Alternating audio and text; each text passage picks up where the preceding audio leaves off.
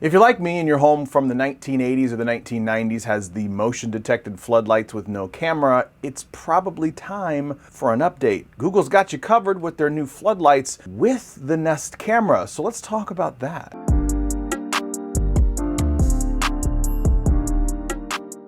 What's up everybody, this is Scott. Welcome back to another video. In today's video, we're going to be discussing the brand new or sort of brand new Google Nest Cam with Floodlight. Links will be in the description below for everything that I talk about in this particular video. For this video, I'm not going to show you installation because quite honestly, you wouldn't want to install it like I did. I didn't turn the power off. That's right, I changed my lights with the Nest floodlights while the power was live. Yeah, that was really stupid, but technically it wasn't my fault. Totally my fault. I turned off the power at the electrical box and I assumed that I had it turned off. I installed these on a bright day so the floodlights didn't come on, and I didn't learn that the power was hooked up until I hooked up the new floodlights, the Google floodlights, and they immediately blinded me because they immediately kicked on. So with that being said, honestly, the installation was a breeze even with the power on. Everything in the box was pretty laid out very clearly for you to install. But again, make sure that the actual power is off. Don't do what I did and leave the power on. There's a ton of videos out there, and even the Google Home app itself will help you walk through step by step, much like that of the Nest doorbells from before. Once you have the device installed, that's when you move over to the Google Home application, not the Nest application, which I gotta admit, I didn't really like. I initially thought that because the Nest doorbell and the Nest thermostat, because I have those, that they were going to immediately use that Nest app. Nope. Because this is a part of the new camera system from Google, you set up the device via the Google Home app, which means that if you have these new cameras and you have the Nest products from before, you're not getting two sets of notifications, one from the Nest app and now one from the Google Home app. And that drives my OCD absolutely crazy because now I'm getting notifications from my Nest doorbell when one thing kicks on. That's one Nest application notification, and then another one from the Google Home application rather than everything from one particular app. That drives my OCD absolutely bonkers. Additionally, the fact that I have to use a subscription service, Nest Aware, to unlock all of the full features of the camera is also a little irritating. Now, you're going to get some notifications, especially like when the floodlight trips on or the camera suspects something walking past. But to get the facial recognition and the things of that nature, you're going to have to pay for the Nest Aware services. The Google Nest Cam and subscription from Nest Aware, which starts at $6 a month, is essential if you're planning to use this device as a security device. A subscription adds 30 to 60 days of event-based recordings, 24/7 continuous recording, and that excellent familiar faces feature, which I absolutely love, although I have to reprogram mine because mine says that I'm Stats and Stats says that I'm me, and it's just not right. This may seem like I'm trashing all over the camera itself, but once you get past those things, this thing is an amazing piece of technology, and I just want to get those few things that I didn't like out of the way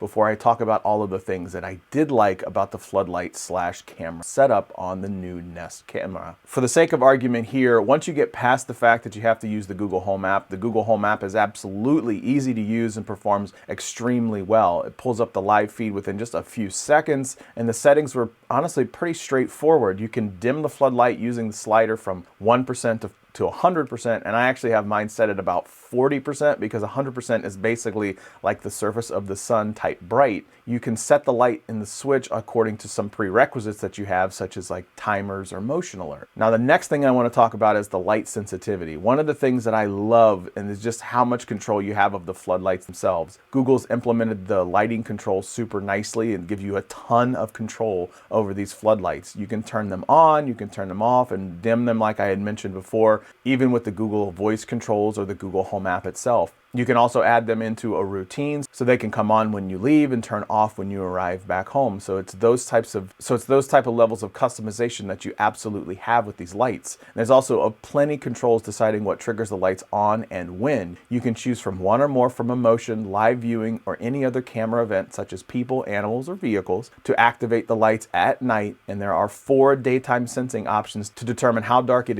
has to be before they come on. These lights come on nearly instantaneously as soon as you enter the general motion area and the plane of view of the camera, which is 130 degrees. And I mean instantly. I can sit at my back door just a little bit outside of the plane of view from the camera, and as soon as I take one step out the door, immediately the camera comes right on and the light comes on as well, especially at nighttime. It is fantastic when I'm taking out the trash or anything, because as soon as I open the door and take one step with the bag of trash in my hand, I am immediately greeted by the light to help me get to my trash can and back without ever having to be in the dark, which is especially nice in the wintertime so I don't slip and fall on my butt. The lights get bright as well, 2400 lumens to be exact, so they're going to light up the nighttime for sure. And honestly, we were able to turn them on while playing a little nighttime basketball because that's how bright they were. Balling never sleeps, so we ball in the wintertime for sure. So these lights, when you crank them all the way up to 100, they definitely get bright enough for a couple of nighttime basketball sessions in your driveway. Now that I talked about the lighting enough, let's talk about the camera quality. Another thing that I really liked was the camera quality itself. The quality of the camera is actually really good, and with it being paired with the floodlight at night, the Nest Cam gets super clear nighttime shots. You can get full color night vision, which is pretty crazy to me to actually see,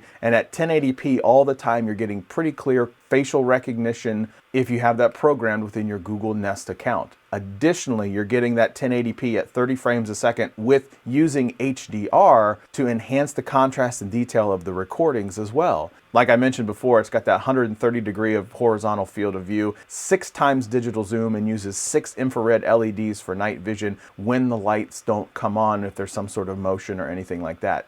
While I sort of trashed the implementation of the Google Home app from before, the alerts came through my phone so much faster than the Nest ones from the past. I typically got the notification when somebody was walking up to my driveway the instant they entered the driveway, which says a lot because I have a fairly long driveway. It's also easy to pull up your video history in the Google Home app and watch various events which have been labeled according to what prompted them. The one thing that was weird to me was that the floodlight and the camera are treated as distinct devices in the app, meaning you can't dim the light or even turn it on from the live stream of the camera. And when you're trying to find the right brightness setting, then you have to toggle back and forth between the brightness slider and the live stream, and it was just a kind of a convoluted little bit of a mess there. Overall, the camera quality of clear and crisp 1080p even at night was a welcome sight, and the floodlights get super bright to add to an already clear picture. Color quality is excellent, and the black and white night video looks really lit and sharp as well.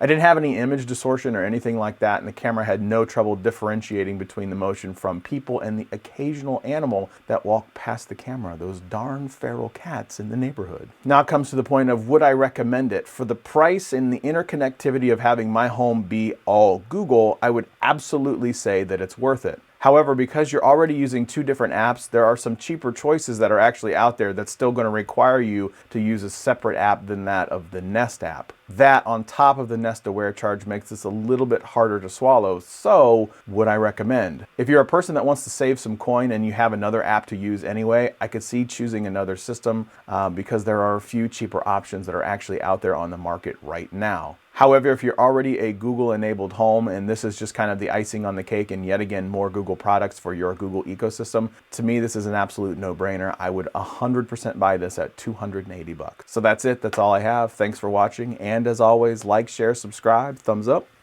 leave a comment below. We'll see you next time.